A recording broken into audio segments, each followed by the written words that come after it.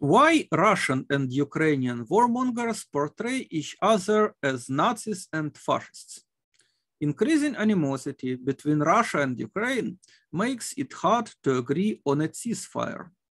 President of Russia, Vladimir Putin, persists in military intervention, claiming he is liberating Ukraine from a regime that, like fascists, kills its own people. President of Ukraine, Volodymyr Zelensky, mobilizes the whole population to fight against aggression and says Russians behave like Nazis when killing civilians. Ukrainian and Russian mainstream media use military propaganda to call the other side Nazis or fascists, pointing to their right-wing and militarist abuses. All references of that sort are simply making a case for just war by appealing to the image of demonized enemies from the past entrenched in archaic political culture. Of course, we know that such thing as just war can't exist in principle because the first victim of war is truth, and any version of justice without truth is a mockery. The idea of mass killing and destruction as justice is beyond sanity. But knowledge of effective nonviolent ways of life and a vision of a better future planet without armies and borders are parts of peace culture. They have not been spread enough in the most developed societies, much less in Russia and Ukraine, states that still have conscription and give children a military patriotic upbringing instead of peace education for citizenship. The culture of peace, underinvested and underpopularized, struggles to deal with the archaic culture of violence based on bloody old ideas that might is right and the best politics is divide and rule. These ideas of the culture of violence are probably even older than fasces, the ancient Roman symbol of power. A bundle of sticks with an axe in the middle, instruments for flogging and decapitation, and symbol of strength in unity. You can easily break one stick, but not the whole bundle. In extreme sense, fasces are a metaphor for the violently gathered and expendable people deprived of individuality. The model of governance by stick, not by reason and incentives, like nonviolent governance in a culture of peace. This metaphor of fasces is very close to military thinking, to killers' morale ousting moral commandments against killing. When you are going to war, you should be obsessed with the delusion that all of us should fight and all of them should perish. That's why Putin's regime cruelly eliminates any political opposition to his war machine, arresting thousands of anti-war protesters. That's why Russia and NATO countries have banned each other's media. That's why Ukrainian nationalists tried hard to prohibit public use of Russian language.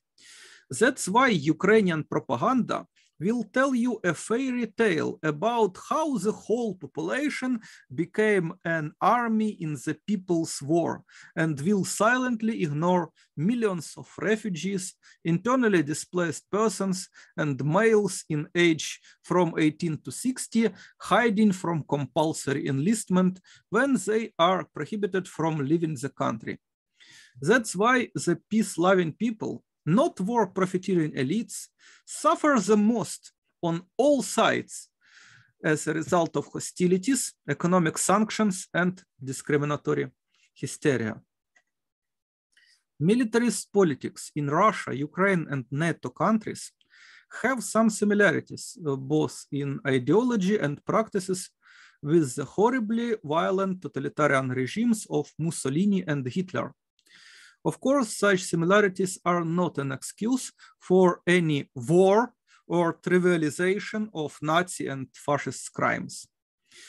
These similarities are more broad than manifestly neo-Nazi identity, despite the fact that some military units of the sort have fought both on Ukrainian side, like Azov Battalion and Right Sector, and on the Russian side, like Varyak Battalion and Russian National Unity. In the broadest sense, fascist-like politics is trying to turn the whole people into a war machine. The fake monolithic masses supposedly united in an impulse to fight a common enemy, with all militaries in all countries are trying to build. It is just militarist enterprise to portray whole people as an army. Because of course, majority of people is always civilians. They don't want to fight.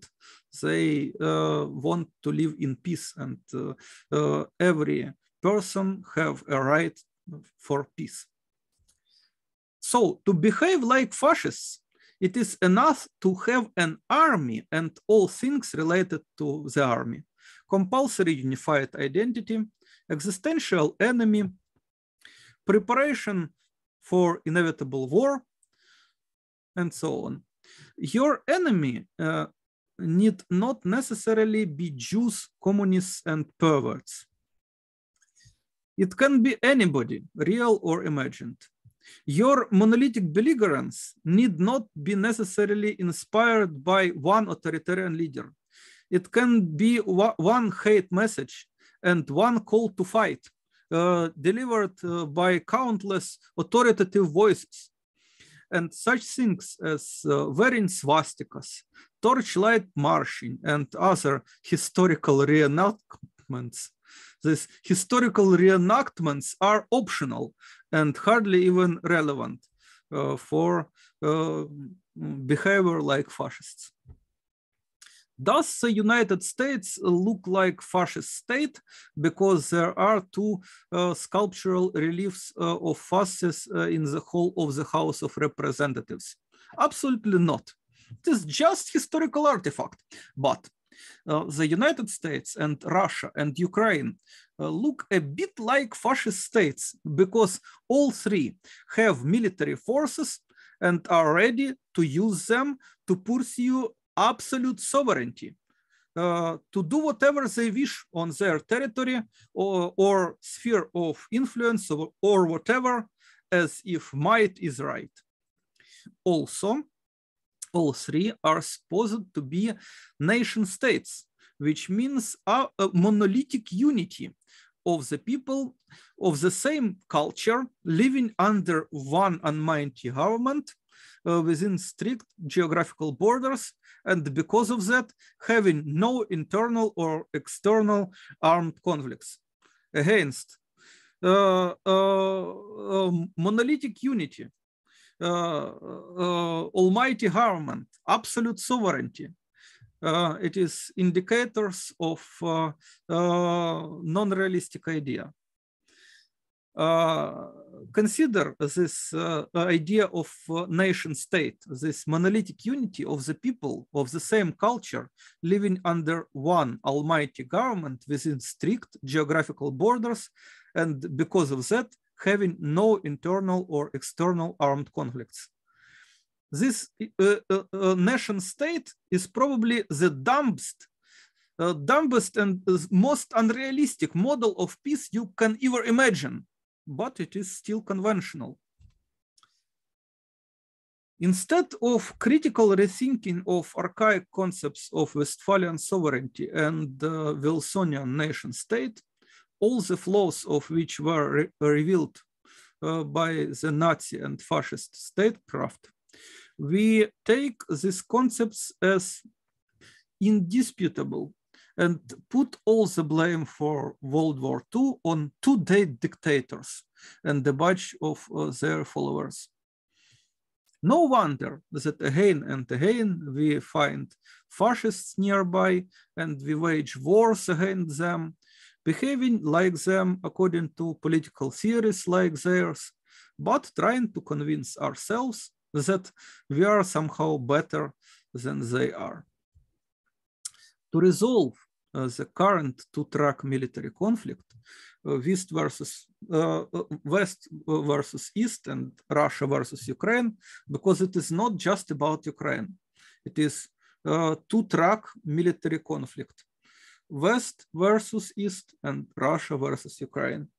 To resolve it, as well as to stop any war and to avoid wars in future, we should use techniques of nonviolent politics, develop a culture of peace, and provide access to peace education for the next generations. We should stop shooting and start talking, tell the truth, understand each other, and act for common good with no harm to anybody. Justifications of violence towards any people, even those who behave like Nazis or fascists, are not helpful. It would be better to resist such wrong behavior without violence and help misguided militant people to comprehend the benefits of organized nonviolence. When the knowledge and effective practices of peaceful life will be widespread and all forms of violence will be limited to a realistic minimum, people of Earth will be immune to the war disease. Wish you peace and happiness.